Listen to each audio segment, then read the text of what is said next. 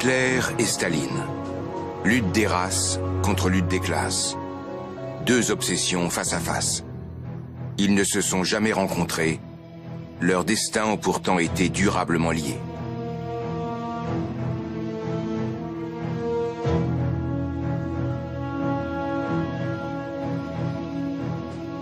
Leur affrontement illustre cruellement l'emprise des idées sur les peuples. Et comment elles peuvent les faire chavirer, d'abord dans l'enthousiasme, puis dans la mort.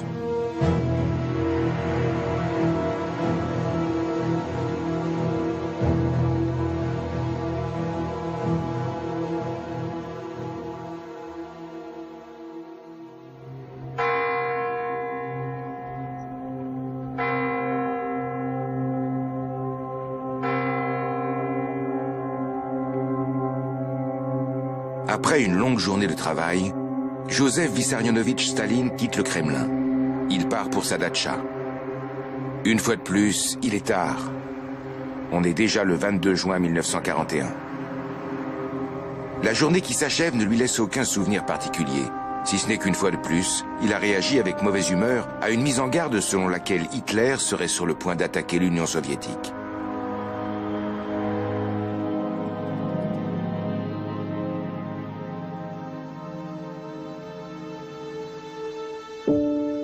Staline se couche vers 3 heures du matin.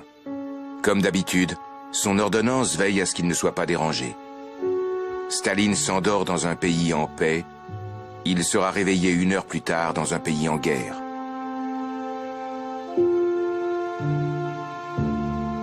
Le général Yukov le demande au téléphone. Il se fait d'abord éconduire, puis on finit par lui passer Staline. Celui-ci a le souffle court, tant la nouvelle lui semble inconcevable. Les Allemands bombardent nos villes et nos villages. Comment? Ces interminables pourparlers de paix n'auraient été qu'une partie de poker menteur? L'opération Barbarossa, l'attaque de Hitler contre l'Union soviétique, est lancée simultanément sur 3 fronts.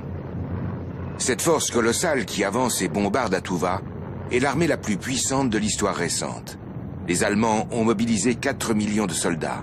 Ils bénéficient du soutien de troupes roumaines, hongroises et finlandaises. Dès le premier jour, près de 1000 avions russes sont détruits au sol.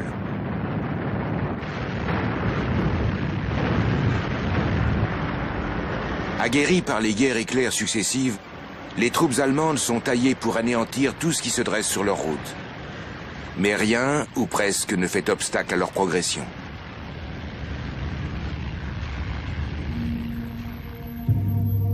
Les ruines de Brest-Litovsk, aujourd'hui en Biélorussie, montrent à quel point la limite entre la vie et la mort est parfois mince. En 1941, la ville se situe sur la frontière entre la Russie et la Pologne occupée. Ce 22 juin s'annonce comme un jour d'été ordinaire. Mais Brest est l'un des premiers objectifs du déluge de feu allemand.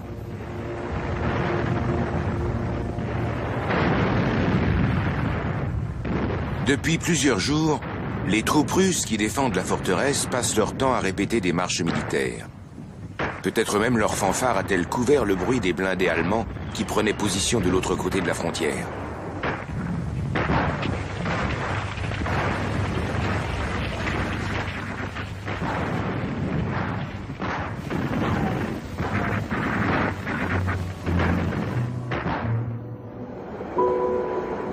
Comme d'habitude, à minuit, le train express Moscou-Berlin franchit le pont qui enjambe le Bouc. Quelques instants après, un train de marchandises chargé de blé russe passe en sens inverse. Les Allemands et les Russes se connaissent. Les formalités douanières sont une simple routine. C'est la vie en temps de paix. Sur la forteresse de Brest, la surveillance s'est un peu relâchée.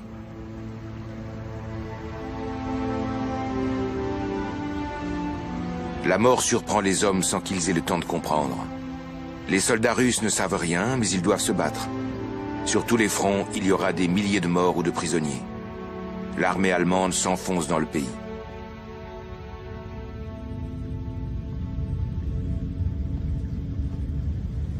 Les ruines de Staline, les horizons sans fin de Hitler.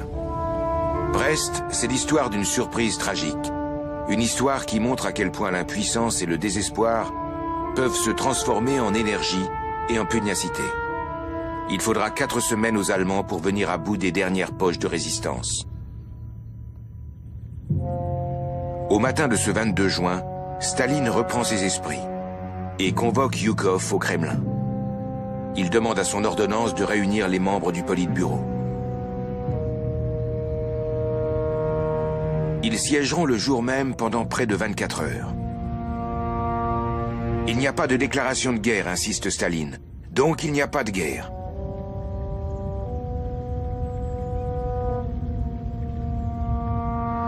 Le 22 juin est un dimanche. Quand Staline arrive au Kremlin, la ville dort encore. Les moscovites ne se doutent de rien. Le monde vient pourtant de changer. Staline n'a plus de repères. Les contours et la nature même de la nouvelle situation lui échappent. Certes, méfiant comme à son habitude, il a pris la précaution de faire stationner des troupes à la frontière. Mais il a mis ses généraux en garde. Les Allemands n'oseront jamais nous attaquer de leur propre initiative. Aussi ne les provoquez pas, sinon des têtes vont tomber. Staline a lu Mein Kampf, mais il pensait qu'il lui restait du temps avant que la guerre n'éclate. Or Hitler vient d'avancer l'horloge de l'histoire. Staline, rentré précipitamment au Kremlin, se lance dans une activité fiévreuse. Pour ce 22 juin, son agenda fait état de 29 entretiens. Staline est présent, mais il n'est pas maître de la situation. Il ira jusqu'à affirmer que Hitler ne sait rien de cette agression. La population de Moscou et d'autres grandes villes ne sera informée que l'après-midi, par le ministre des Affaires étrangères Molotov, et non par Staline. Comme si tout cela n'était pas du ressort du chef suprême. Ce jour-là, Hitler reste muet lui aussi.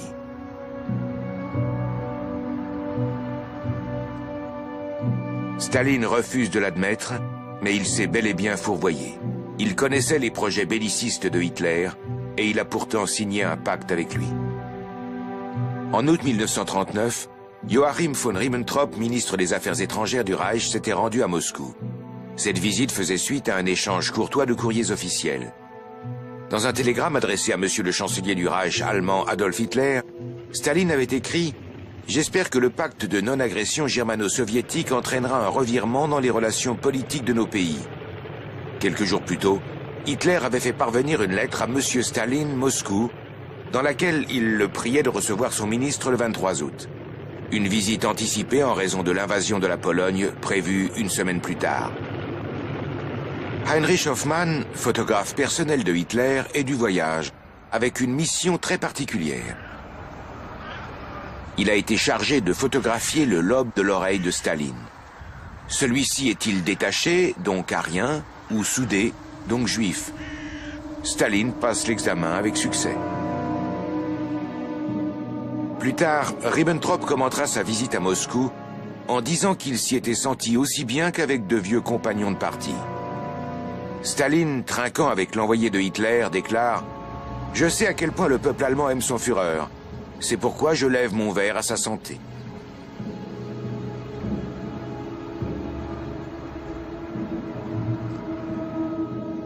Mais passé le temps de la diplomatie, en coulisses, la parole est plus libre.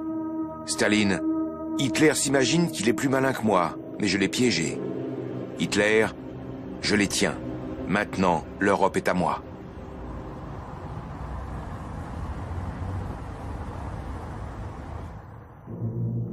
« 1939, l'année du traité établissant le partage de la Pologne et des États baltes entre Moscou et Berlin.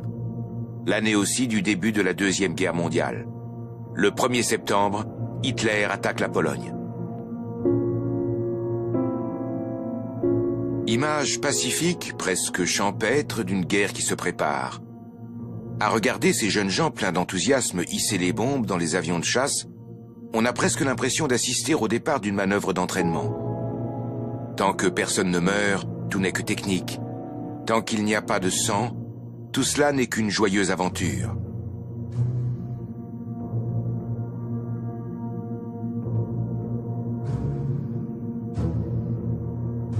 Mais Hitler a des idées bien arrêtées sur cette aventure. Anéantissement.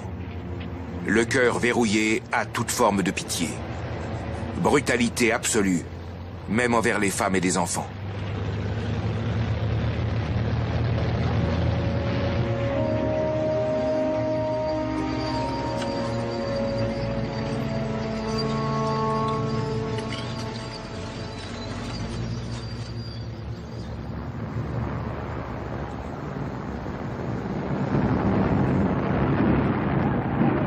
« 1939 est également l'année du 50e anniversaire de Hitler.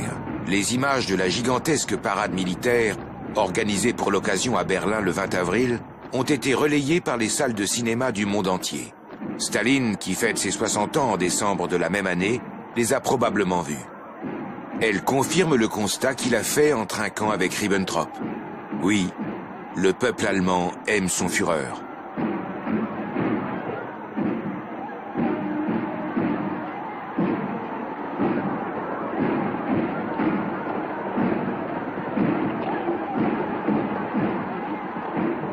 Une démonstration de force à destination des lâches de la population civile et des démocrates de l'étranger.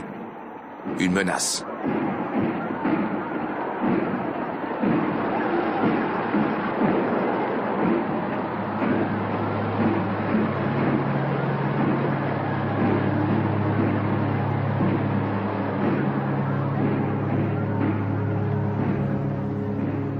Le NSDAP offre à son Führer une maison, le Kehlstein House, dans les Alpes bavaroises, à 2 pas de l'Obersalzberg. Ce bâtiment, taillé en partie dans la roche, est une prouesse technique. Il occupe tout le sommet du plateau. Hitler l'appellera son nid d'aigle. Le Führer n'y est venu que très rarement, mais au beau jour, cela suffit pour attirer aujourd'hui encore des milliers de visiteurs. Ils empruntent l'ascenseur de Hitler et déambulent dans les couloirs voûtés de son bunker. Mais quoi qu'ils soient venus chercher, ils ne trouveront ici aucune trace de l'histoire.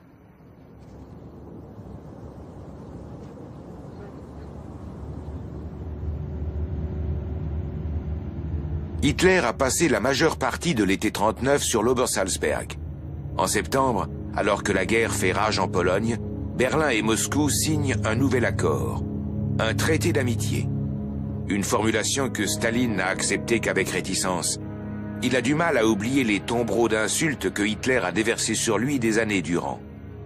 Mais il les oubliera.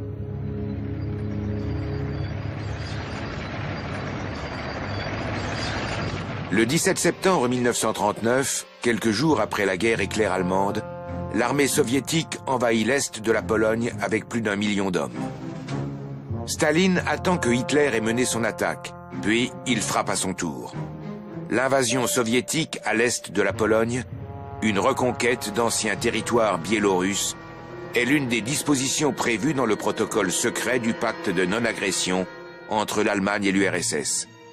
Certains territoires de la Pologne passent sous souveraineté soviétique, ce qui se traduit par des déportations, des tortures et des exécutions, au nom de la lutte des classes. De ce point de vue-là, Staline fera tout pour ne pas se démarquer de Hitler.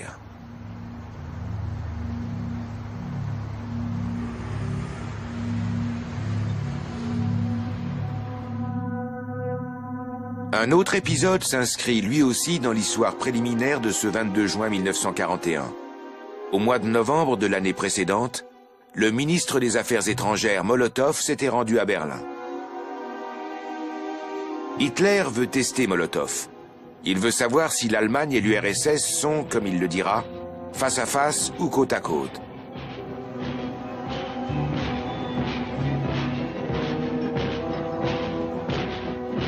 L'Internationale, l'hymne soviétique, ne sera pas jouée ce jour-là, de peur sans doute qu'elle ne soit reprise par quelques Berlinois frondeurs. Quelle est cette Allemagne qui reçoit le ministre des Affaires étrangères soviétique?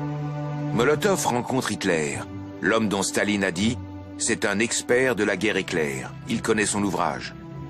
À part l'Angleterre, il a vaincu tout le monde, surtout la France. Après la capitulation française, Staline a été pris d'un mauvais pressentiment. Maintenant, c'est sans doute à nous qu'il va tordre le cou. Hitler et Staline, compagnons et concurrents, voleurs de territoire l'un comme l'autre. Hitler, je sais que l'histoire se souviendra de Staline, mais elle se souviendra également de moi. Molotov, bien sûr qu'elle se souviendra de vous.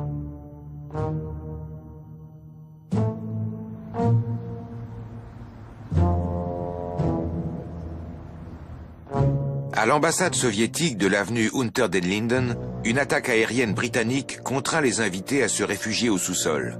Ribbentrop avait pourtant laissé entendre que la guerre contre l'Angleterre était quasiment gagnée.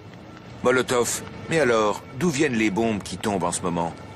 Peu de temps auparavant, une exposition de photographie avait émerveillé Berlin. Miracle de la nature. À présent, ce sont ces images qui apparaissent aux Berlinois comme un phénomène naturel impressionnant. Et quelques années plus tard, ce seront les rares endroits qui n'auront pas été réduits en cendres qu'ils contempleront comme un miracle.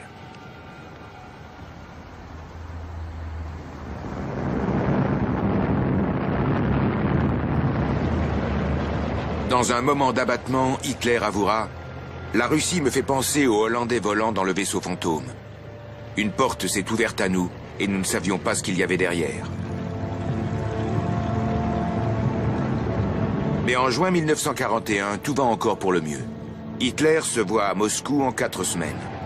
Ses soldats se ruent à l'assaut comme s'ils craignaient d'arriver en retard au défilé victorieux sur la place rouge. Hitler est euphorique. Il se voit en conquérant du monde. Au lendemain de l'attaque contre l'URSS, il s'installe dans son nouveau quartier général, la Wolfschanze. Il prend ses aises à l'est. Ses hommes également. Il se dit comblé de pouvoir vivre cette guerre. Et s'il n'avait qu'un seul vœu à formuler pour le peuple allemand, ce serait celui de le voir engagé dans une guerre aussi héroïque tous les 15 ou 20 ans. Le peuple en question, qui défile en uniforme à travers les villes conquises, semble partager son avis. Longtemps, les actualités cinématographiques présenteront la guerre comme un voyage d'agrément, au cours duquel les soldats allemands piétinent des pavés et non des êtres humains.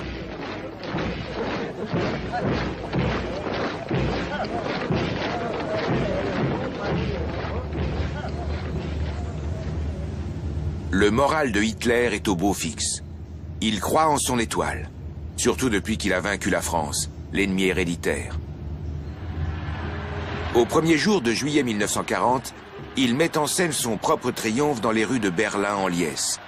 Il rentre de Paris, ville conquise, où il s'est incliné avec émotion sur la tombe de Napoléon.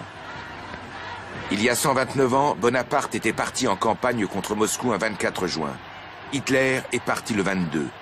Il est obsédé par l'histoire. Selon ses propres dires, il vient de remporter en France la victoire la plus glorieuse de tous les temps. Et la capitale du Reich l'acclame, lui, le fils d'un douanier autrichien. Cette foule en liesse n'imagine pas un instant que sa joie pourrait être de courte durée. Elle ne conçoit pas que lorsqu'on s'abandonne à autant d'euphorie, les désillusions n'en sont que plus amères.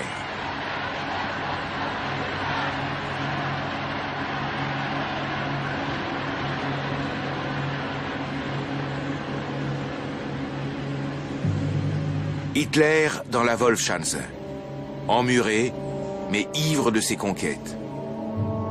Alors que la Wehrmacht assiège et anéantit tour à tour les villes de Bialystok, Minsk et Smolensk, Hitler récompense ses secrétaires en leur permettant de l'embrasser. Lui qui est appelé à devenir le plus grand Allemand de l'histoire.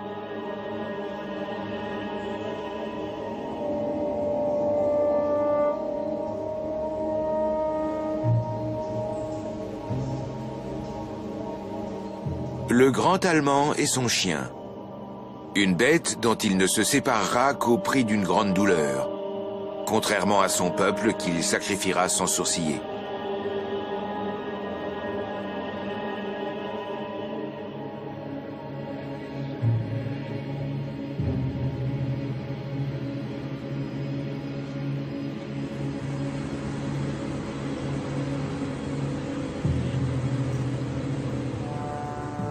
Depuis le début de la guerre, au Kremlin, c'est la confusion.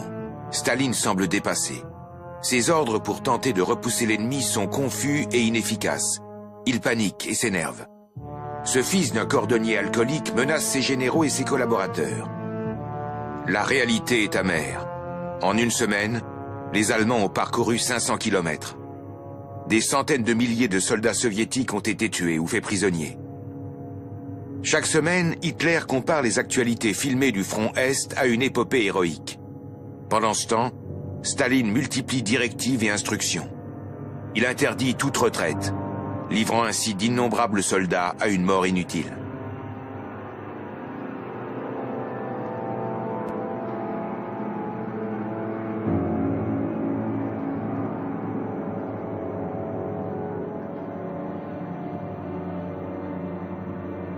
Staline se barricade au Kremlin, et il a pour cela de bonnes raisons.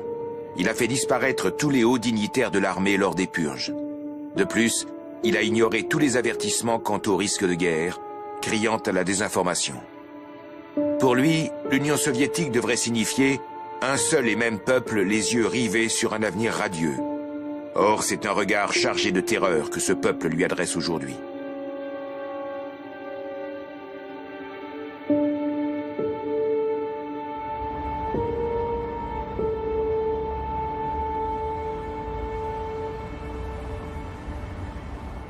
Au commissariat à la Défense, quand Staline apprend l'encerclement d'une de ses armées aux portes de Minsk, il prend enfin conscience du danger.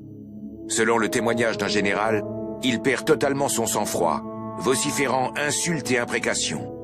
Abattu, à bout de nerfs, mal informé, Staline quitte le Kremlin. Avant le début de cette guerre, il avait choisi de ne pas réagir face à Hitler. Il comprend à présent que c'était une erreur, et se retire pendant quelques jours dans sa datcha.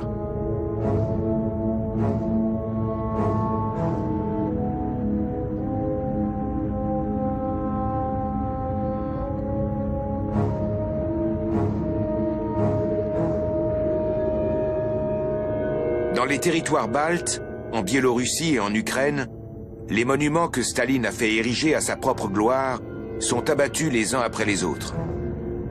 Dans les territoires annexés par l'Union soviétique en 1939 et 1940, Staline a été impitoyable. Des populations entières ont été déplacées, chassées, asservies. Les occupants allemands sont accueillis comme des libérateurs. Mais c'est bien plus qu'un monde de propagande que la vindicte populaire réduite en lambeaux.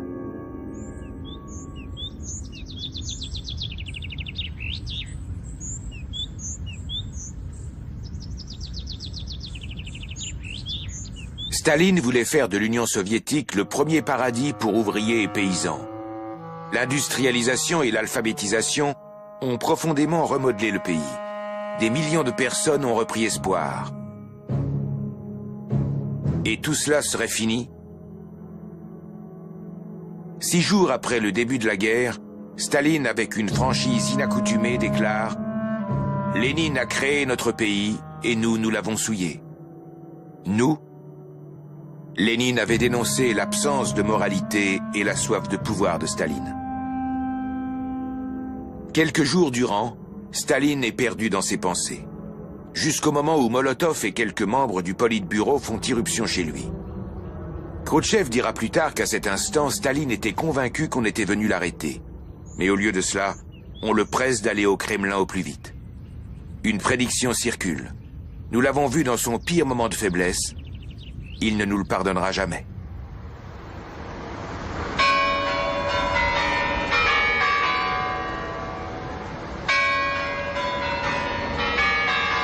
Staline sait maintenant qu'il lui faut agir. Hitler a été catégorique. Dans quelques semaines, a-t-il dit, nous serons à Moscou sans l'ombre d'un doute. Je raserai alors la ville et ferai creuser un lac artificiel à la place. Le nom de Moscou doit être totalement effacé.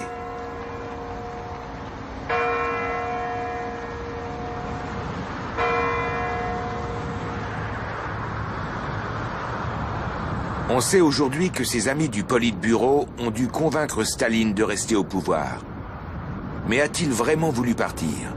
Ou s'est-il fait prier pour des raisons tactiques? Le 3 juillet, Staline prononce son premier discours depuis le début de la guerre. L'allocution est retransmise à la radio. Staline s'adresse à ses frères et sœurs sur un ton inhabituellement familier. И какие нужно принять для того, чтобы разгромить врага?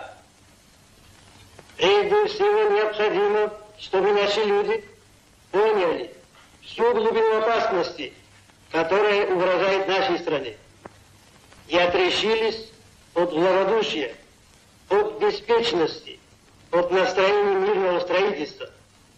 Не найдешь таким образом о жизни и смерти советского государства.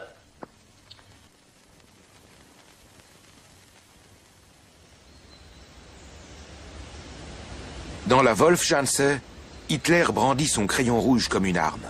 Fiévreusement, il reporte sur les cartes l'avancée de ses troupes. Il décrit Staline comme l'un des personnages les plus étranges de l'histoire, qui ne quitte que rarement son bureau et qui exerce son pouvoir par le biais d'une bureaucratie totalement soumise. Hitler, en revanche, est un voyageur infatigable, qui aime poser sur les lieux de ses victoires. En août 1941, il visite les ruines de la forteresse de Brest, en compagnie du dictateur italien Benito Mussolini. Le spectacle des ruines de Staline, l'ennemi juré, le conforte dans ses délires de conquête mondiale. Mussolini, profitant d'un silence de Hitler, lance ironiquement « Si la volonté de conquête allemande avance au rythme où elle progresse en Russie, le Führer finira un jour par envahir la Lune. »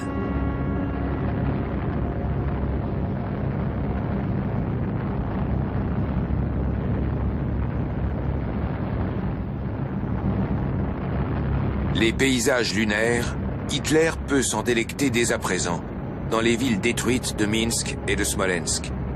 Il dit à ses généraux qu'il ne croit pas à une grande résistance en Russie européenne. Il ajoute qu'il ignore où les Russes iront se terrer, mais qu'il poursuivra Staline où qu'il aille.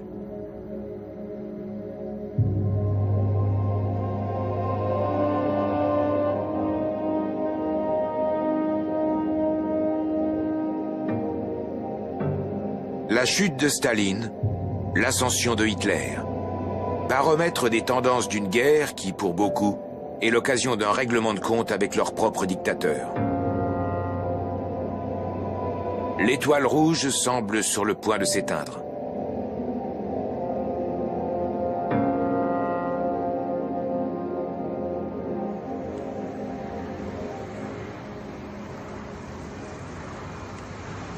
Nous tiendrons Moscou, dit Staline. Déjà, Leningrad est encerclé. L'Ukraine est perdue. Ainsi que Kiev, dont Staline avait dit « Cette ville est soviétique, elle l'a toujours été et elle le restera ».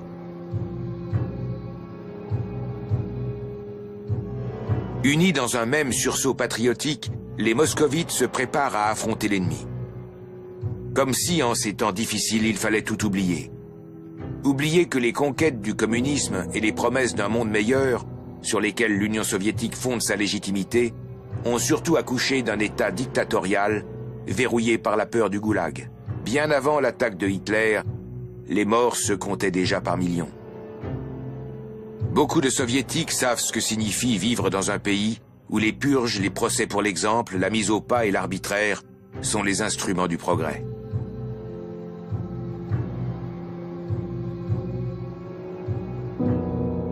Pouchkine, le poète national, a lui aussi des allures de général d'armée. Ses vers résonnent comme une injonction poétique. Patrie, n'oublie pas tes tourments quotidiens, mais aujourd'hui, concentre-toi sur ce qui t'apportera le salut. Une population qui manque de tout se découvre souvent une capacité d'abnégation insoupçonnée. Pour habiller le désespoir, une parka, même en lambeaux, fait parfaitement l'affaire. Les grenades sont considérées comme des trésors. Des armes qui semblent sortir d'un musée.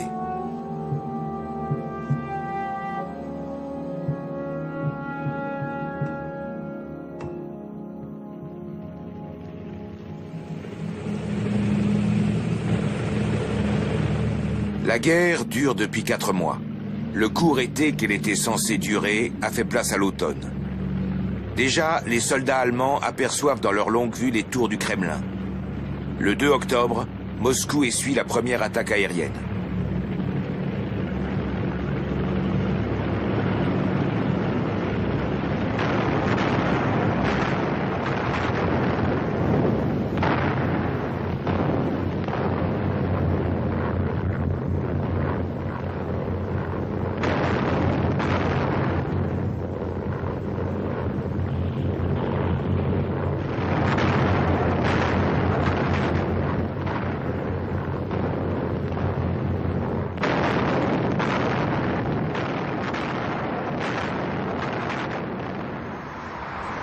À ce moment-là, il n'existait pas encore la statue de Vladimir Mayakovsky, le poète de la Révolution, mais une station de métro portait déjà son nom.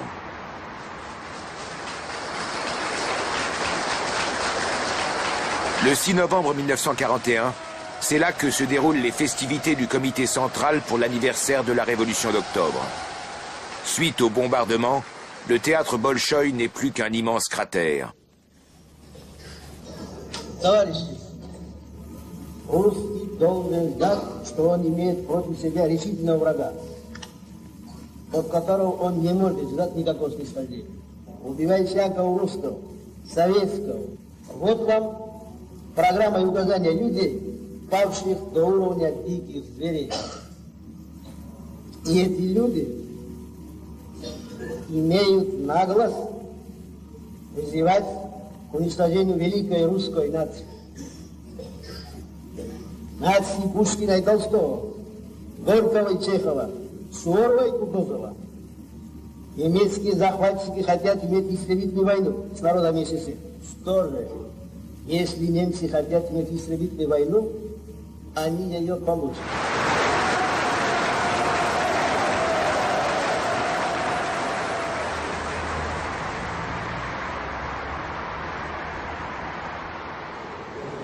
Staline sait qu'il y aura de nouvelles attaques aériennes. Dès le lendemain, il s'adresse à ses troupes.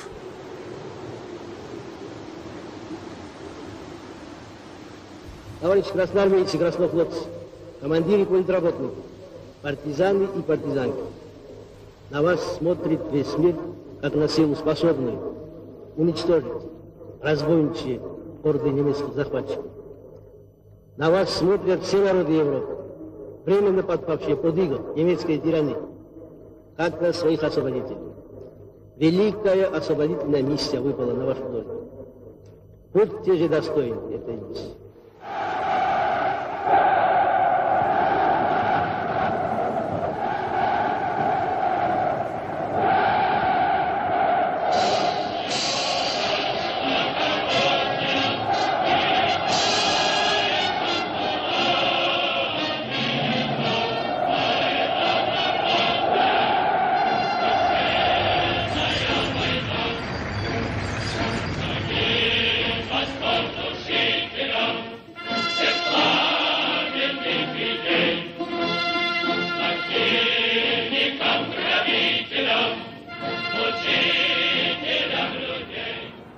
Au lendemain de cette parade à Moscou, Hitler fait un discours à la Löwenbräu-Keller, une brasserie munichoise.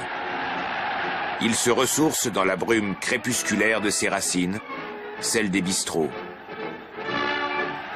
Il y apparaît le visage rougeaud, et bientôt il égrène ses fanfaronnades habituelles au sujet de ces bêtes sauvages de Russes.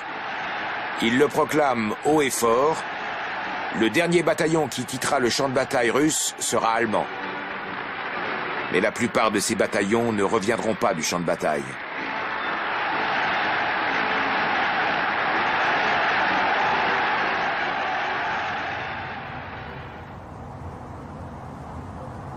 Un barrage de Staline à 30 km de Moscou en 1941. Hitler n'est jamais allé plus loin. Un monument à la victoire du même Staline, érigé à Vienne en 1945. Vienne, théâtre d'un épisode incroyable dans la vie de Staline et de Hitler. Au début de l'année 1913, cette maison est le domicile de Joseph Staline, 33 ans, qui se fait appeler Koba, du nom d'un Robin des Bois du Caucase. Lénine l'a envoyé à Vienne pour y faire des recherches sur la question de la nationalité. La même année, un jeune homme indolent de 23 ans, peintre de cartes postales, habite ce foyer pour célibataires dans le quartier viennois de Brigittenau.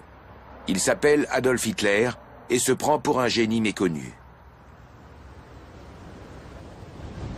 L'un et l'autre se promènent souvent dans le parc du palais de Schönbrunn et voient passer le carrosse doré de l'empereur François-Joseph. Comment ne pas imaginer qu'à ce moment précis, les chemins de ces deux hommes se sont peut-être croisés ici, au hasard d'une promenade.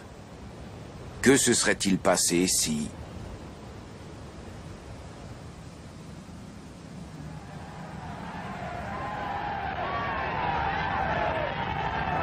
En 1938, Hitler est de retour à Vienne. L'Anschluss de l'Autriche est son succès le plus retentissant en temps de paix.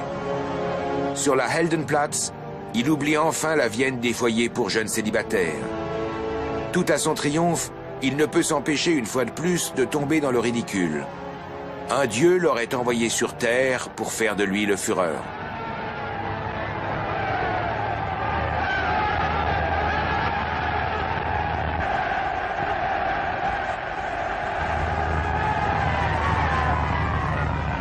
Als Führer und Kanzler der deutschen Nation und des Reichs melde ich vor der deutschen Geschichte nunmehr den Eintritt meiner Heimat in das Deutsche Reich.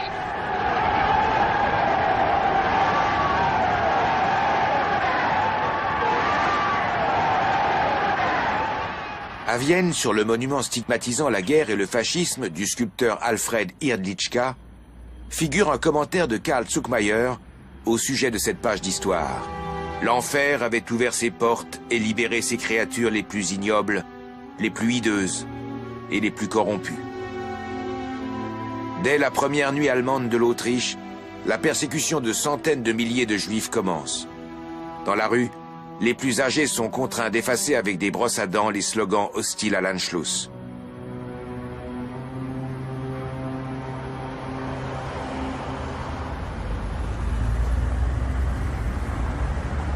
Saint-Pétersbourg. La ville s'est ensuite appelée Petrograd, Leningrad, puis à nouveau Saint-Pétersbourg. Des changements de nom révélateurs de bouleversements. Ici, dans le berceau de la Révolution, Hitler se montrera particulièrement cruel. C'est dans cette ville rebaptisée Leningrad à la mort de Lénine en 1924 que Staline s'installe en 1917 après son exil en Sibérie.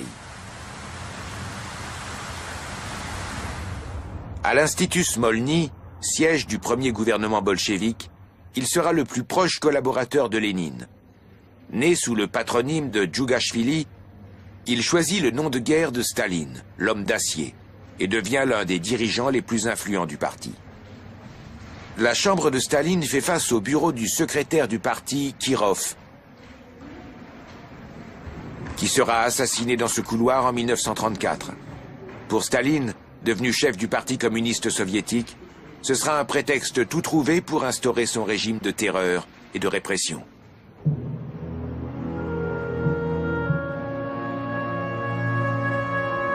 Dans le port de Leningrad, les souvenirs de la Révolution s'exposent comme des pièces de musée.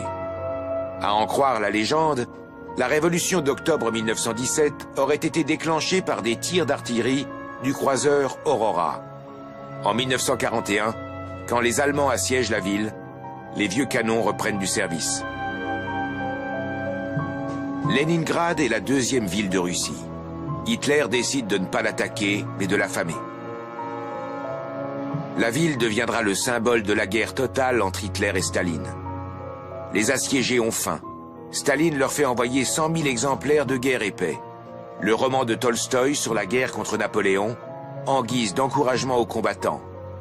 L'art, une arme par défaut.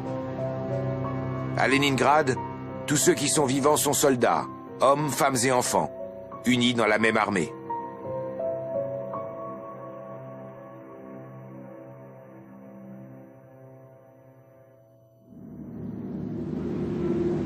Le siège dure 900 jours. Les souffrances endurées par la population sont le symbole d'un pays qui, dans la douleur et l'adversité, mobilise des forces quasiment surhumaines. Plus d'1 million de personnes meurent de faim ou de froid. Mais Leningrad ne se rend pas.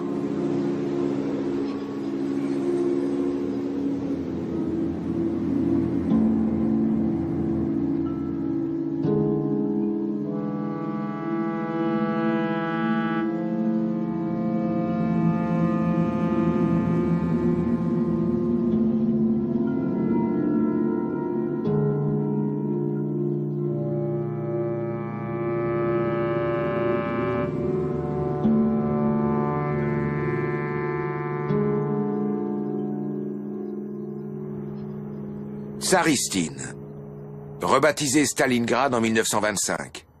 Aujourd'hui, Volgograd. Durant la guerre civile de 1918, Staline avait tenu la ville sous contrôle bolchevique au prix d'une terreur implacable. Sois certain, avait-il écrit à Lénine, que ma main ne tremblera pas.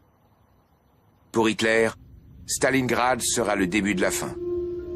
Pour Hitler, Stalingrad est le sanctuaire du communisme. C'est pourquoi il veut la détruire à tout prix. Et c'est la raison pour laquelle Staline veut la tenir coûte que coûte. Sur le front, les combats rapprochés sont meurtriers. Chaque rue, chaque immeuble fait l'objet d'âpres affrontements. Les soldats s'entretuent et meurent côte à côte. La 6e armée pourrait forcer les portes du ciel, avait dit Hitler. Mais bientôt la voilà prise au piège, grelottante, dans l'antichambre glaciale de sa propre perte.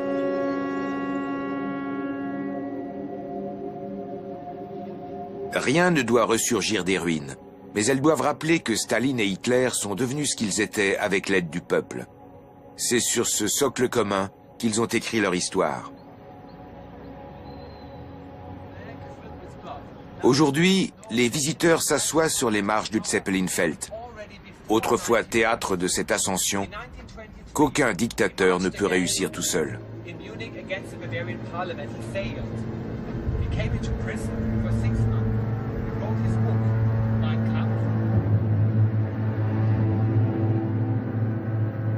Dans ce discours à Nuremberg, Hitler paraît gonflé et éclaté. Des millions de mains se tendent, comme pour attraper quelques fragments de leur idole. Les mains trahissent ce que les souverains attendent de leur peuple. À la tribune de marbre du mausolée de Lénine, Staline ressemble à ce père lointain dont on espère le retour.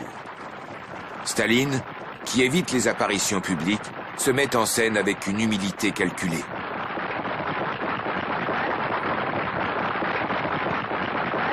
Hitler, ascète et végétarien, se repaît avec une voracité théâtrale de la foule venue l'acclamer.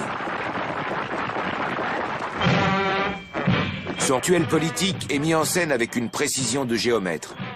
L'uniformisation éblouit le public jusqu'à l'aveuglement. Hitler réalise ainsi les rêves monumentaux de sa jeunesse, révélant un talent indiscutable. Disposant son peuple en rang de plus en plus compact, il prépare la conscience collective aux mobilisations de masse, au cours desquelles l'individu se fond de son plein gré dans la géographie mouvante des casques.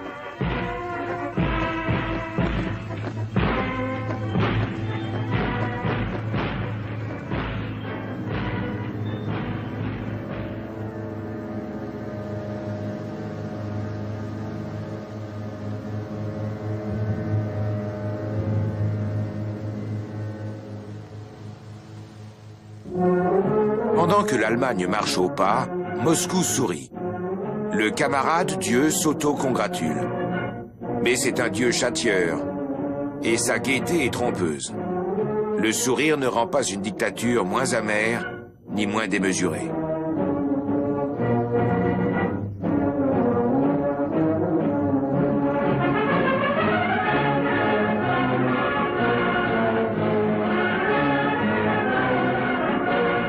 La bonne humeur de Staline est tout aussi calculée que la sensualité glaciale des parades hitlériennes. Le national-socialiste Adolf Hitler attise la mégalomanie de la race des seigneurs. L'internationaliste Joseph Staline invite l'homme à trouver son bonheur en tant que rouage du grand moteur de la révolution mondiale.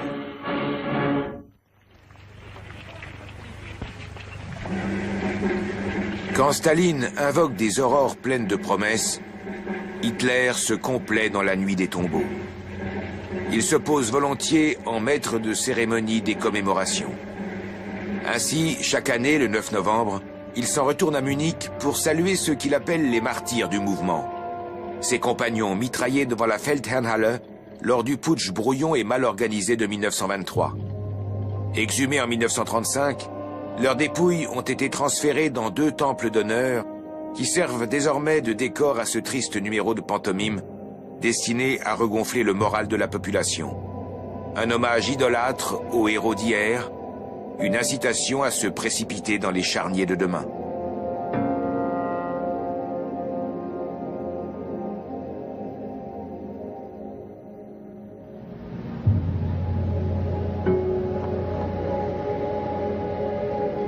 Quand nous tiendrons Moscou, dit Hitler dans la Wolfschanze, nous aurons gagné la guerre. J'ai engagé plusieurs armées et plus de 2000 chars dans cette bataille. Hitler ne pense pas à l'hiver. Il réfléchit au rythme de la guerre éclair et compte bien fêter Noël sur l'Obersalzberg comme d'habitude.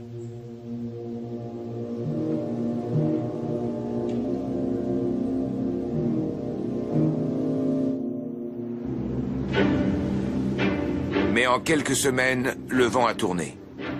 Moscou dispose à présent d'armes plus efficaces que le seul courage du désespoir.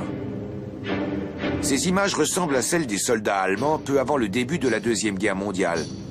Mais il n'est plus question ni d'aventure ni d'expédition.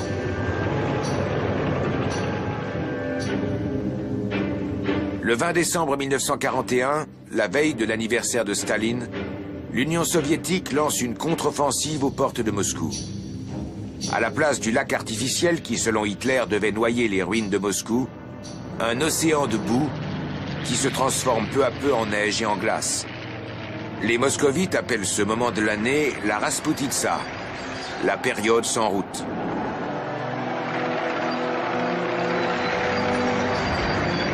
Les généraux allemands demandent l'autorisation de se replier. Hitler refuse. Il attend de ses soldats qu'ils se comportent en Asie digne de ce nom.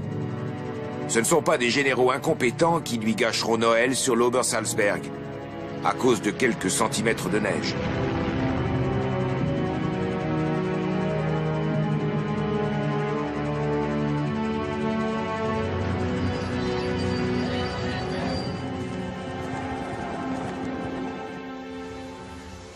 Wannsee, près de Berlin, à 1000 lieues de l'hiver russe meurtrier.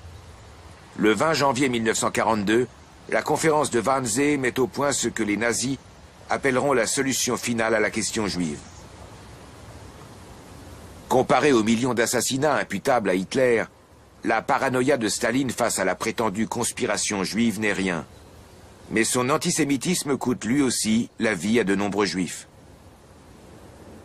Adolf Eichmann est le principal technicien de cette nouvelle industrie allemande. Auschwitz-Birkenau devient le symbole de l'inconcevable génocide des Juifs d'Europe.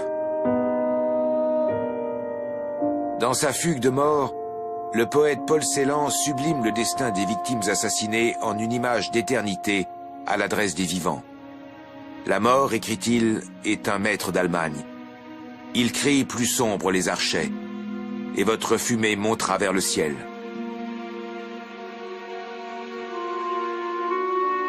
À la naissance, chaque vie est l'intouchable héritière de l'innocence. Mais seulement à la naissance. Hitler et Staline ont eux aussi été enfants.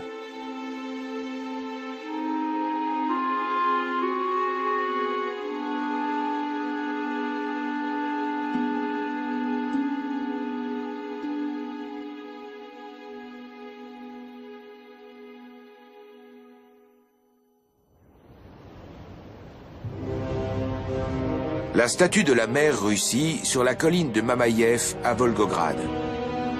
Elle exprime l'idée que le poète Yevgeny Yevtuchenko a résumé dans ce vers « Notre cœur devint une épée ».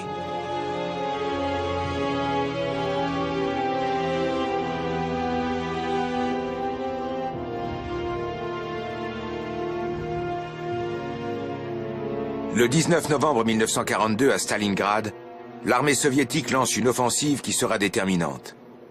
Après 2 mois et demi de combat, la 6e armée commandée par le général von Paulus est une armée morte. Près d'un demi-million de soldats soviétiques ont eux aussi trouvé la mort. Les Russes sont vainqueurs, mais seuls ceux qui se trouvent loin de cet enfer peuvent prononcer le mot victoire d'un cœur léger. La chaussure de corde.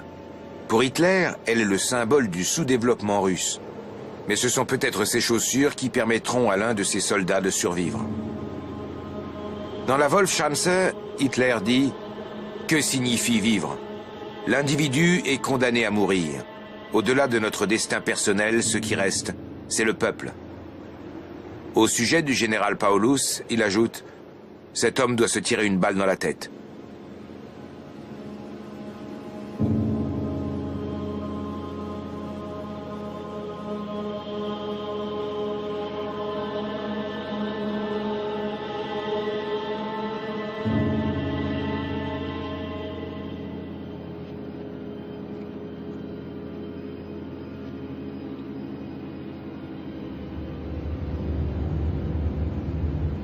Hitler voit du poison partout, même dans une savonnette. Il fait régulièrement analyser son dentifrice et sa mousse à raser. Il prend des stimulants tous les jours. Il se gratte les oreilles et la nuque jusqu'au sang. Ses médecins lui prescrivent du repos sur l'Obersalzberg. Hitler chute, Staline se relève. Ce sont maintenant les reliques de Hitler qu'on détruit et qu'on arrache des murs. Baromètre des tendances d'une guerre.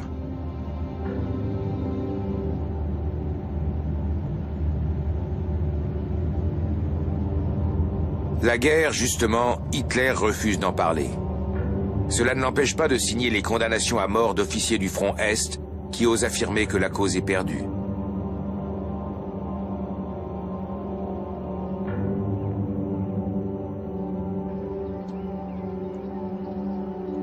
Non loin de l'Obersalzberg, la grogne se fait également sentir. À Nuremberg, la ville des glorieux rassemblements du parti nazi, on déchire les journaux qui parlent de Stalingrad comme d'une victoire.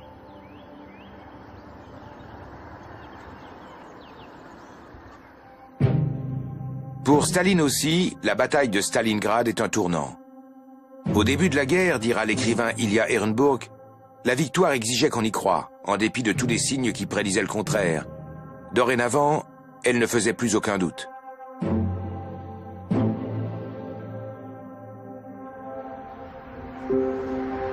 Staline part pour sa datcha avec la certitude que rien ne l'arrêtera plus. De fait, jusqu'à Berlin, rien ne l'arrêtera plus.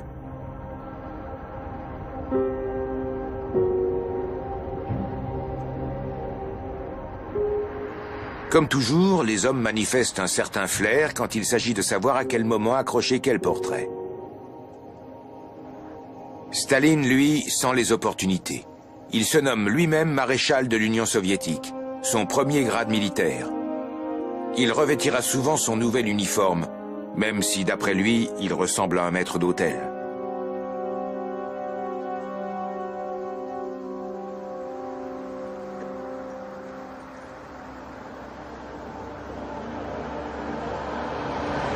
Commémoration des héros, le 21 mars 1943, à l'Arsenal de Berlin. Une rumeur circule selon laquelle on aurait envoyé un sosie et que le vrai Führer aurait été mis au repos forcé pour cause de crise de nerfs. La déprime change de camp.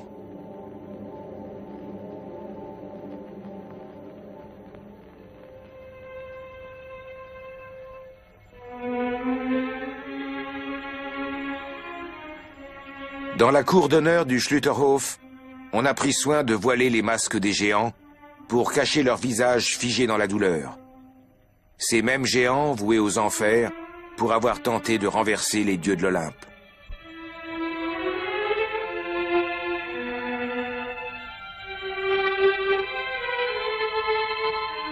La providence s'est volatilisée.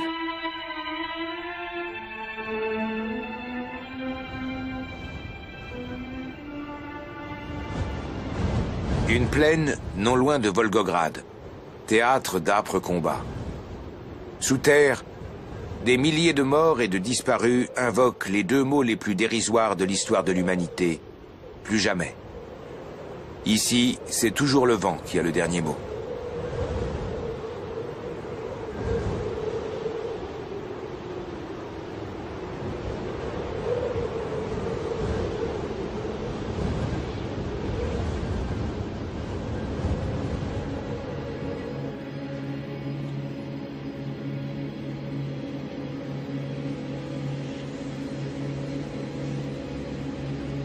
Durant les 6 premiers mois de l'année 1943, Hitler se terre dans la Wolfschanze.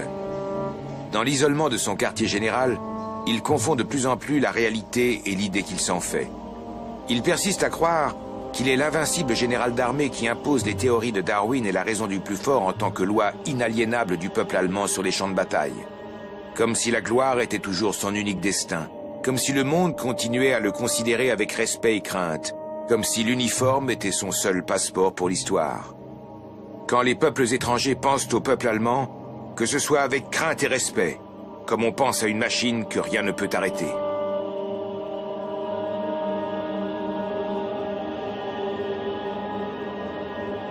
Peu à peu, Hitler est gagné par le pressentiment que son peuple est indigne du destin qu'il voulait lui donner.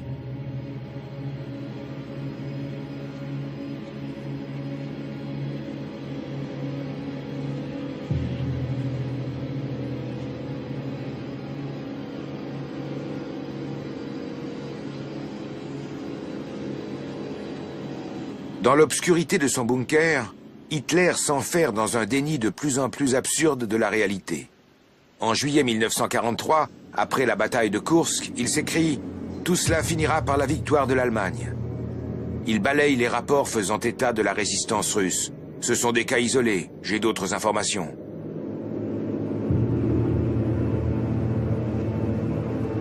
Voilà à quoi ressemble sa liaison radio avec la réalité. Mais son entêtement coûte la vie à des milliers de soldats. La bataille de Kursk, où les belligérants s'affrontent non pas d'homme à homme, mais par chars interposés, devient le point d'orgue sanglant de l'ère de la guerre mécanique. Le nom de code choisi pour l'attaque soviétique est « Acier », ce qui signifie Staline. Mais un soldat russe rapportera « Pour être honnête, nous ne pensions pas à Staline. Nos cœurs étaient habités par Dieu. »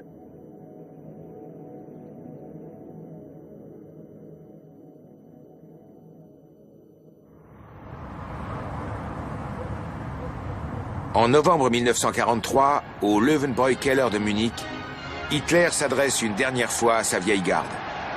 « La défaite de 1918 ne se répétera pas, rugit-il. Il a pourtant été averti d'une invasion alliée imminente. » Une fois de plus, il récite ses couplets habituels. C'est son dernier hommage aux victimes du putsch de 1923. Des observateurs présents ce jour-là évoquent un homme en train de s'éteindre doucement.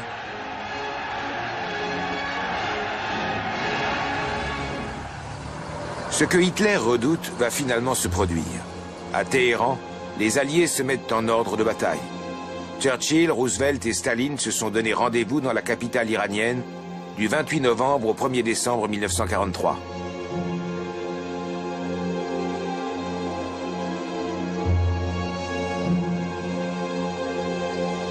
L'Allemagne n'est pas encore vaincue, mais déjà les Alliés préparent l'après-guerre.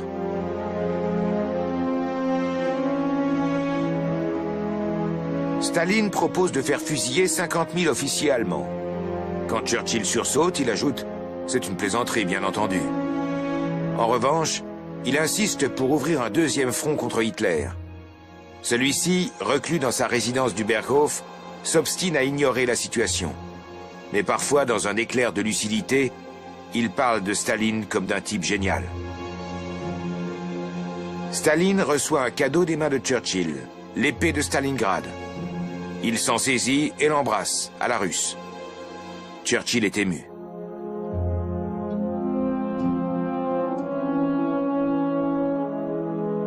De la part du roi George VI au vainqueur de Stalingrad.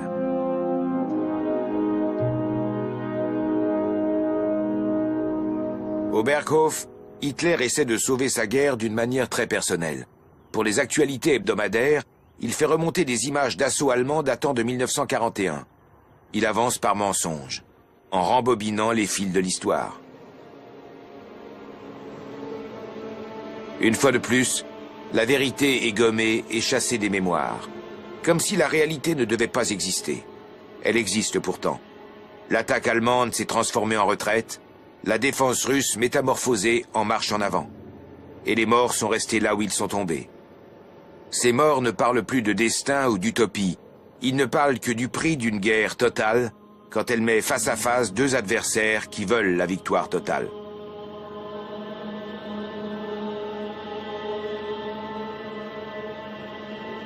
Le constat est amer. Mais l'humain ne redevient l'humain que dans les pleurs et dans le silence mortifié. Tout à ses larmes et à son mutisme, il ne trouve plus la force de chanter des hymnes à la guerre.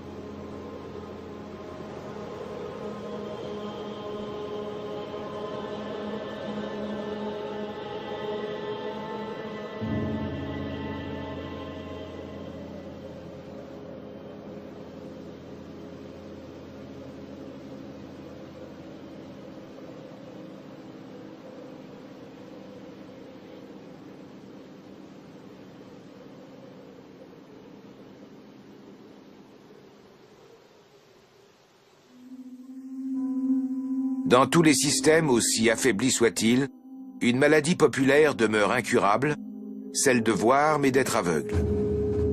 Berlin fête le 55e anniversaire de Hitler.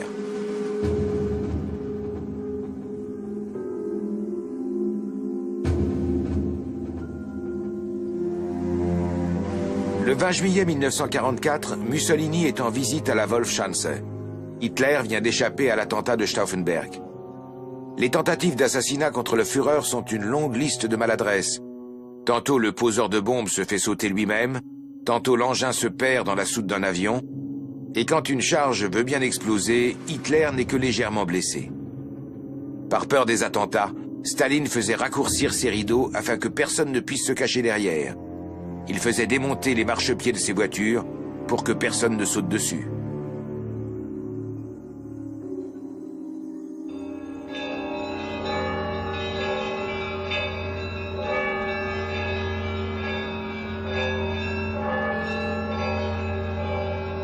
Le 17 juin 1944, des milliers de moscovites sont dans la rue. Le spectacle auquel ils assistent corrige l'une des affirmations de cette guerre, selon laquelle aucun soldat allemand n'est jamais entré dans Moscou.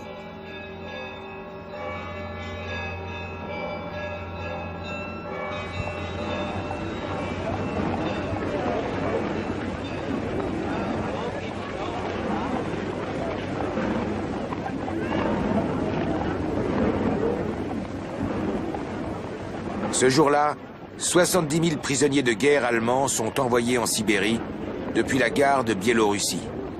Auparavant, ils sont conduits à travers les rues de la capitale soviétique. Un cortège silencieux devant un public muet.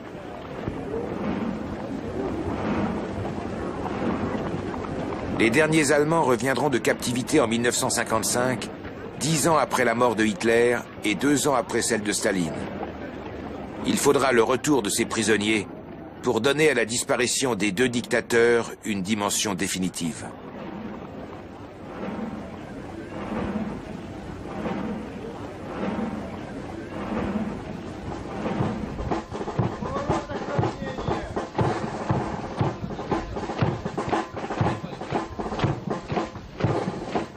En juillet 1944, près de 3 ans après le début de l'attaque allemande, l'armée rouge arrive là où tout a commencé, à Brest.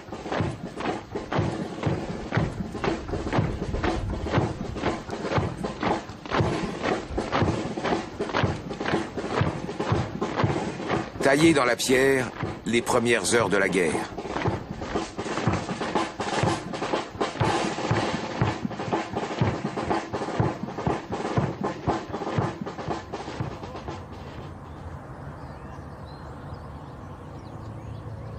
Hitler quitte l'Obersalzberg durant l'été 1944. Il se doute que c'est pour toujours. Est-ce la fin d'un dément? Après la guerre, on demandera à Staline si Hitler était vraiment fou. Il répondra « L'armée rouge a dû se battre pour arriver jusqu'à Berlin. À aucun moment, le prolétariat allemand n'a songé à se révolter contre le fascisme. Un fou serait-il capable de rassembler ainsi une nation derrière lui ?»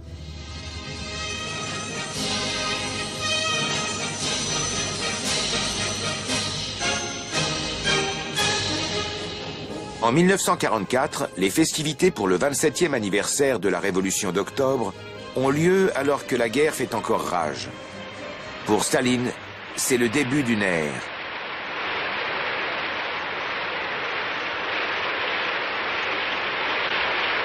Jamais plus cet homme ne sera dans la situation où le Politburo aura à le supplier de rester au pouvoir.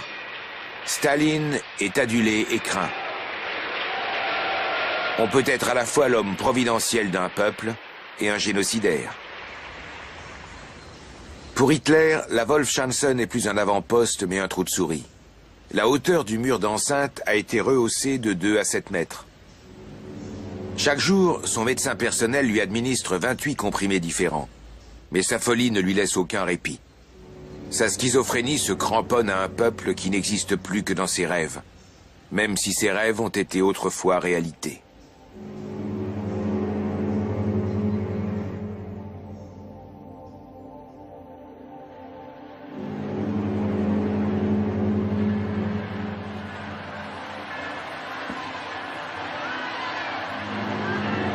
Les acclamations l'ont accompagné comme un motif wagnérien. Par le culte dont il faisait l'objet, cet homme inhibé à l'existence perturbée s'est senti conforté dans sa vocation de rédempteur.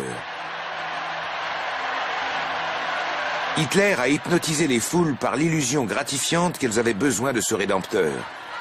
Aujourd'hui encore, l'exaltation de cet abandon collectif surprend et fait peur.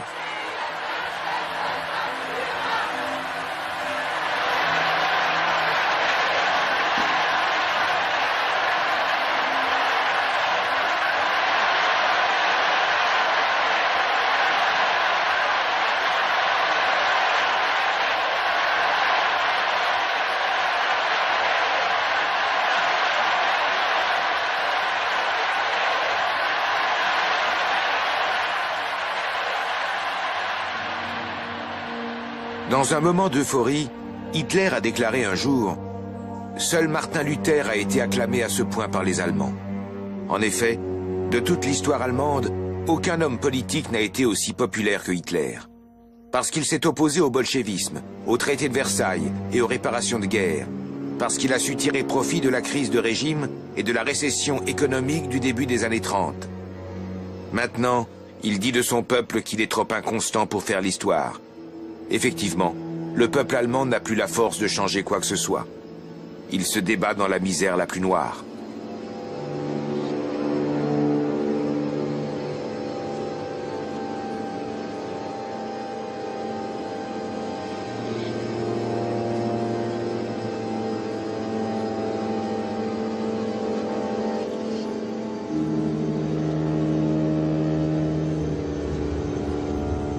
Sûr de sa victoire, Hitler avait installé son quartier général en Prusse orientale.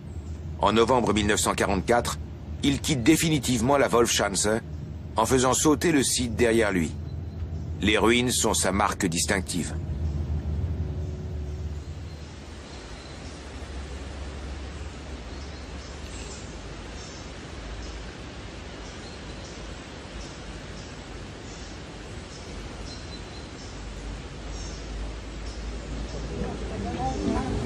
Les visiteurs qui parcourent aujourd'hui le lieu semblent désemparés. Malgré la masse de décombres qu'il laisse derrière lui, ce monde englouti est irréel.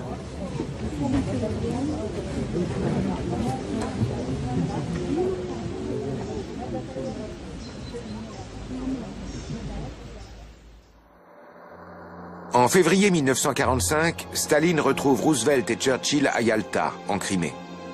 Il est fermement décidé à profiter de la défaite de Hitler pour créer en Europe de l'Est un ordre politique qui garantira à Moscou la sécurité que le système d'avant-guerre n'a pas réussi à lui offrir.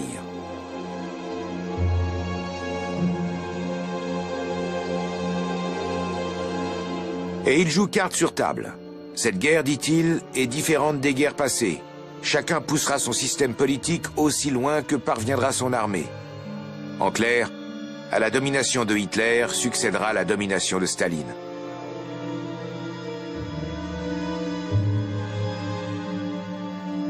Yalta va créer les conditions qui aboutiront à la guerre froide. Staline déclare « Les tâches les plus difficiles ne viendront que plus tard, lorsque les Alliés seront divisés par leurs intérêts respectifs. » C'est la voie du réalisme. Hitler, de son côté, est de moins en moins en prise avec la réalité. Le 20 mars 1945, il fait sa dernière apparition devant les caméras. Il remet la croix de fer à quelques membres des jeunesses hitlériennes. Cynique exploitation de ses enfants qui, en pleine débâcle, croient encore en la victoire finale. La dernière troupe appelée à sauver Berlin ressemble à la première troupe qui a défendu Moscou. Mais ces hommes sont surtout les victimes de l'ultime perversion de Hitler. Berlin, dit-il, restera allemande. Jamais l'Europe ne sera russe. Ces Berlinois qui érigent des barricades sont les frères des habitants de Moscou ou de Leningrad qui tentaient de sauver leur ville. Face à la guerre, les combattants sont tous égaux.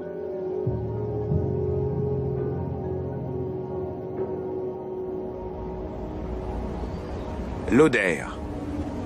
L'ouragan qui s'élance ici contre les Allemands le 16 avril 1945 dépasse de loin la violence avec laquelle Hitler avait envahi l'URSS 4 ans auparavant.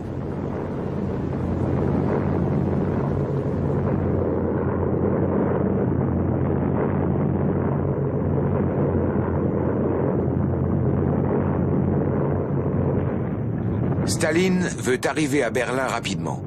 Il pousse son armée à aller de l'avant. Il ne croit pas à la promesse des Alliés de lui laisser Berlin. De plus, il ne veut partager avec personne le triomphe dans la capitale de Hitler. Il n'a aucune confiance en ses généraux et prend lui-même le commandement de la campagne contre l'Allemagne.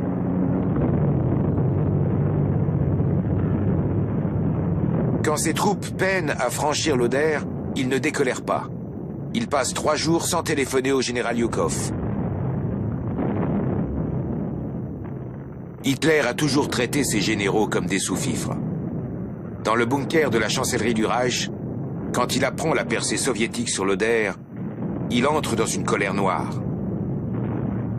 Non seulement contre ses militaires, mais aussi contre la lâcheté et l'infamie du peuple allemand qui a laissé les Russes entrer dans le pays. Maintenant, il voit dans les peuples slaves la nouvelle race des seigneurs. L'Allemagne devra attendre. Lui-même, au regard de ce peuple de ratés, incapable de résister au bolchevisme, est arrivé au pouvoir bien trop tôt.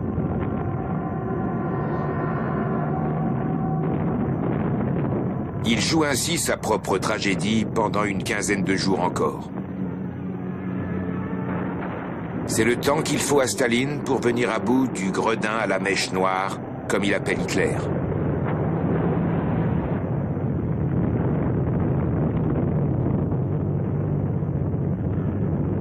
Pour l'armée rouge, la bataille de Zelo sur l'Oder est le dernier obstacle avant Berlin. Cette ultime étape réclamera un tribut particulièrement sanglant, comme pour mieux souligner l'absurdité de la résistance forcenée que Hitler impose à son peuple.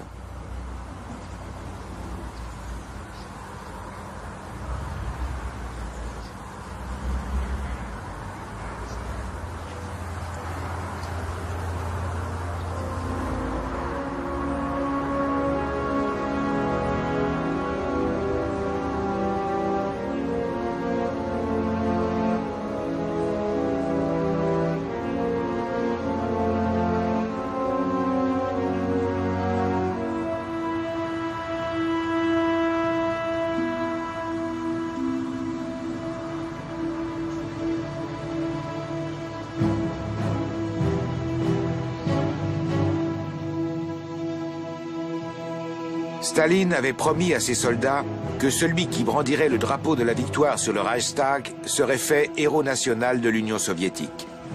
Le 30 avril, c'est chose faite. Le même jour, Hitler se suicide.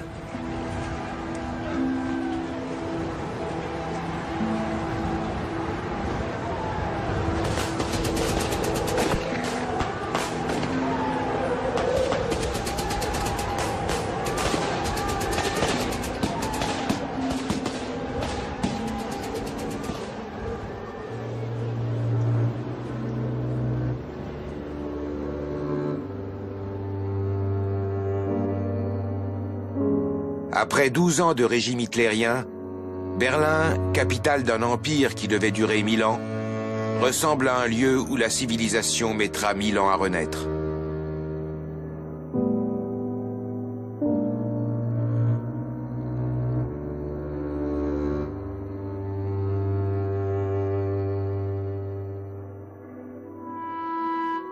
Pendant un certain temps, l'Allemagne avancera ainsi, droit devant elle, en s'arrêtant parfois pour regarder en arrière. Un jour peut-être, plus personne ne se retournera. Et ce jour-là, si le vent balaie à nouveau les ruines de notre maison, nous nous demanderons sans doute une fois encore comment nous en sommes arrivés là.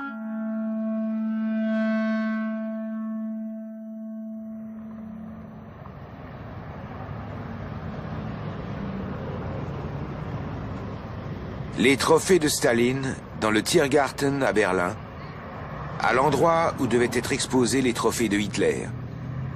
Berlin devait alors s'appeler Germania.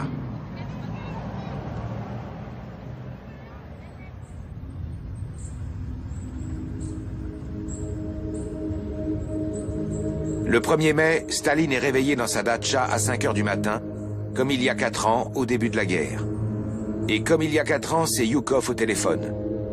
Staline, il l'a fait, le salopard. Quel dommage que nous ne l'ayons pas attrapé vivant.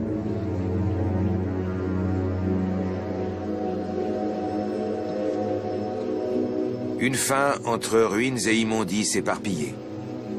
Mais mieux vaut cela, avait dit Hitler, que d'être exposé dans une cage sur la place rouge avant d'être lynché par une foule déchaînée.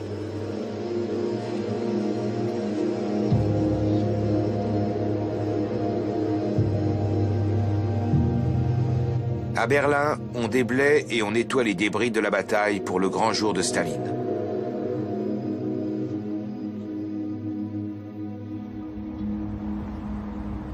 La place rouge à Moscou, avec ses pavés pétris d'histoire. Le défilé de la victoire a lieu le 24 juin 1945.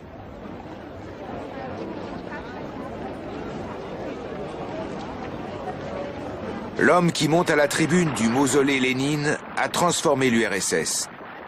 Il l'a sorti de l'âge de la charrue pour en faire une puissance mondiale qui bientôt maîtrisera le nucléaire et sera la première à envoyer un homme dans l'espace. Les célébrations durent un mois sans interruption. Staline redore son blason, car au-delà des millions de morts de la guerre, les millions de vivants sont désormais convaincus que cette victoire, la plus grande de l'histoire russe, n'a été possible que sous la conduite du plus grand dirigeant de l'histoire russe, et que seul cet homme-là est capable de garantir au pays un avenir radieux.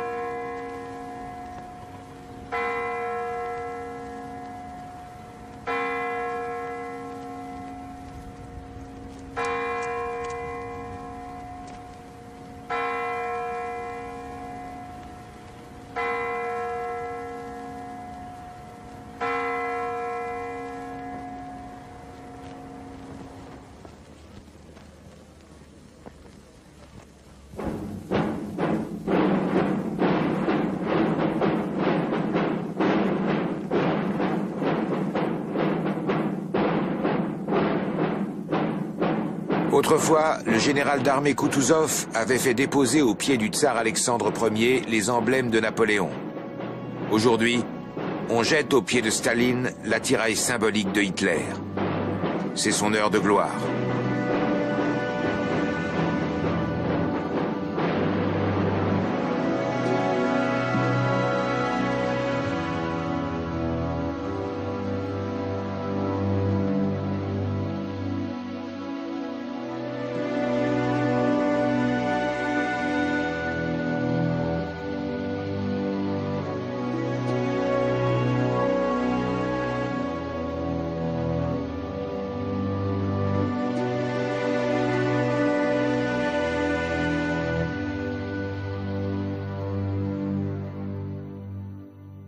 À Potsdam, les vainqueurs se partagent le monde.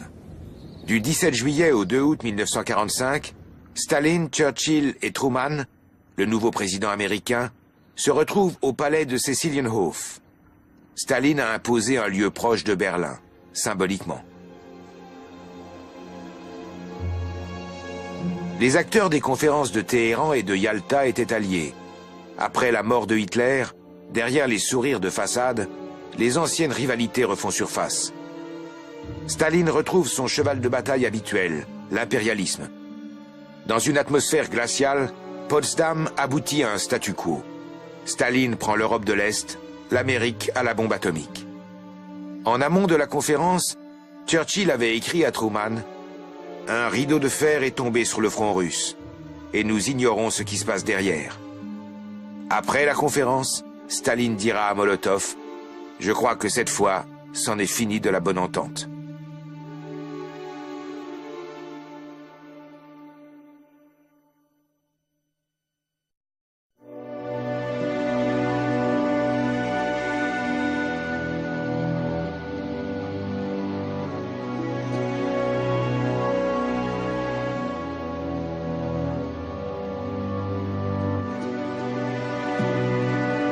Le 21 décembre 1949, le 70e anniversaire de Staline est l'occasion d'une célébration du communisme mondial, un office religieux. Staline, dirigeant unique et messie autoproclamé, a construit son système de pouvoir sur le culte de sa seule personne et sur un appareil répressif brutal. À telle enseigne que Hitler, son ennemi juré, est également son alter ego.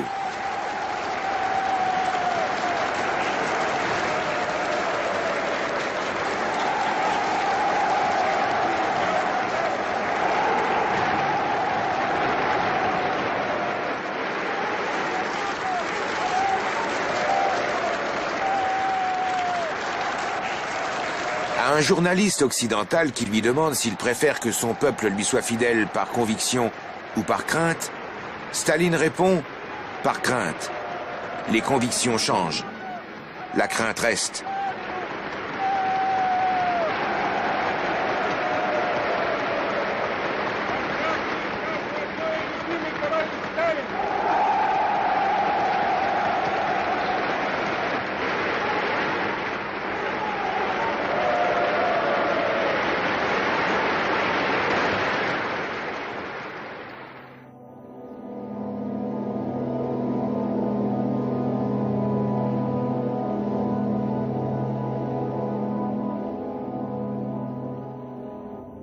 Le monde communiste retient son souffle.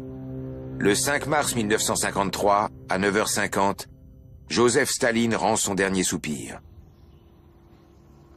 Quelque temps plus tôt, il avait avoué à Khrouchtchev « Je n'ai plus confiance en personne, même pas en moi-même ».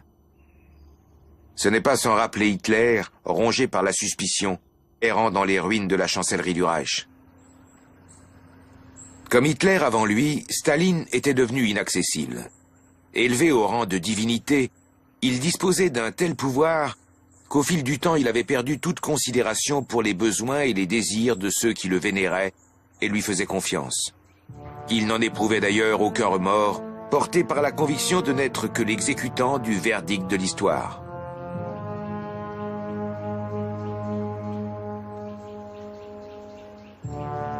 La dépouille de Staline est exposée au Kremlin. Des milliers de personnes se pressent pour le voir une dernière fois. Un deuil sincère, alors que paradoxalement, les goulags sont plus peuplés que jamais. Le culte de la personnalité occultera longtemps le fait que Staline fait partie des grands monstres de l'histoire. Pour les Russes, il était l'homme qui les avait menés à la victoire contre Hitler. Une victoire de portée historique, à laquelle ils subordonnaient tout le reste, notamment les dangers et les peines de leur vie quotidienne.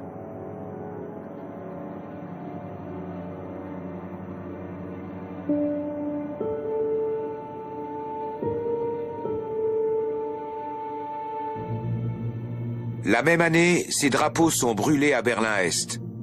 3 ans plus tard, à Budapest, et en 1968, à Prague. Staline est mort, mais ses chars sont toujours là. Ils écrasent la moindre rébellion contre l'ordre qu'ils ont instauré. Au peuple d'Europe de l'Est, Staline a apporté la libération, mais il leur a refusé la liberté.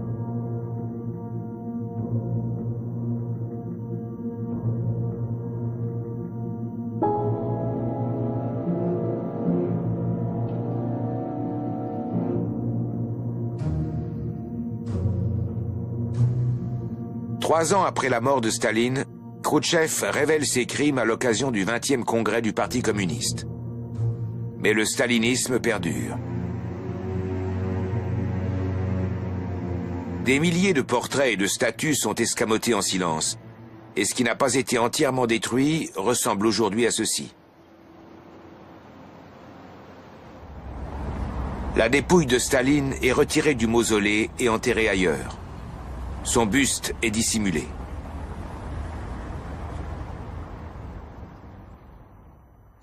L'opération lancée en 1970 depuis une base militaire soviétique à Magdebourg devait rester secrète. Commanditée par le chef du KGB à Moscou, elle a reçu l'aval du secrétaire général du parti. Aux premières lueurs de l'aube, 2 officiers creusent la terre en plusieurs endroits avant de trouver ce qu'ils cherchent. Un troisième soldat monte la garde, l'arme à la main.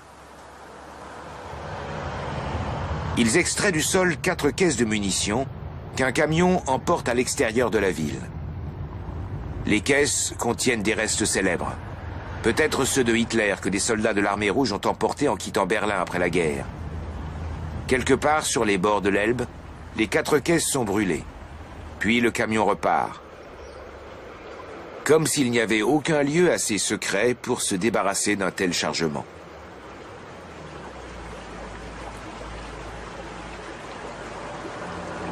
Près du village de Biederitz, ils jettent les cendres dans la Ehle, depuis ce pont, appelé pont aux cochons. Un petit ruisseau disperse les restes de ce qui, une dernière fois, aura mis Moscou en émoi.